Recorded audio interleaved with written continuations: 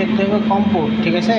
Comfort মানে কোন কোন পোর্টে আমরা এটা টেস্ট করতেছি ওই পোর্টটা সিলেক্ট করতে হবে। এটা হলো 3 কোনটা কানেক্ট আছে অফ খুলে দিলাম এবার চলে যাবে। হ্যাঁ ঠিক দেখছেন? হ্যাঁ, না এই পোর্ট আগে কনফিগার করতে হবে, পোর্ট কনফিগার করতে কোনটা আছে দেখতে হবে। কমফোর্ট 3 এটা serial USB serial port comfort 3, ওকে? কম্পোর্ট 3।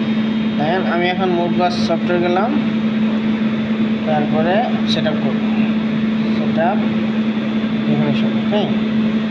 আমি দেখবো হলো এই আমার এটা স্ল্যাব আইডি কত জানো?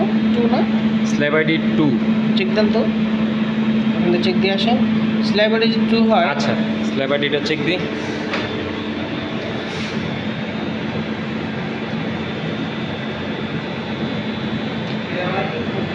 কানেকশন 5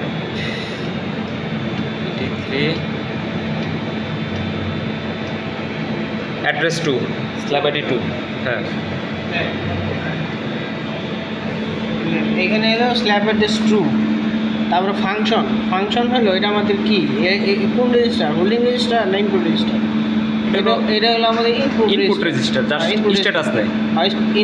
ইনপুট রেজিস্টার, এটা হলো আপনার ইন্টিজার নাম্বার ওয়াট 16 বিট। হ্যাঁ আর এটা হলো আমার ইনপুট রেজিস্টার। এখানে আর অ্যাড্রেস মানে কত থেকে শুরু হবে, 3001 থেকে শুরু হবে, 10টা পর্যন্ত দেখবো।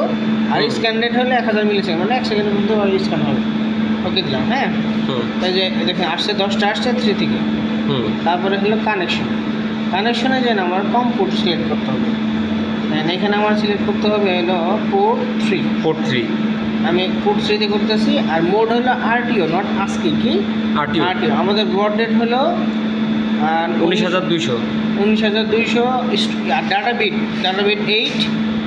আর নান প্যারিটি হলো নান, আর স্টপ বিট 1। এগুলো আমাদের সিলেক্ট করতে হবে ঠিক মতো, না আসলে কিন্তু আমাদের রেজাল্ট আসবে না। আর scan rate response time 1000 millisecond, ওকে?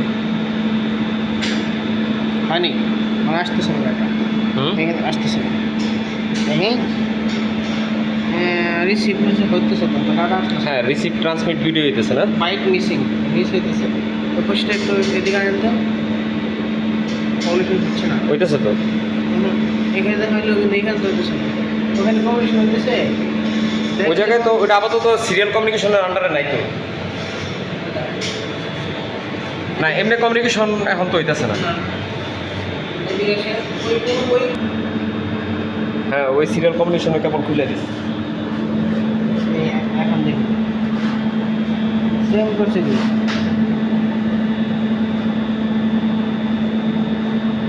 কম্বোর্ড 3 সমান তাই না? এটা কমিউনিকেশন করে না, এটা তো প্রবলেম, কমিউনিকেশন করে না। এখন আপনি বিএপি লাইন দেন তো, বিএপি রেখে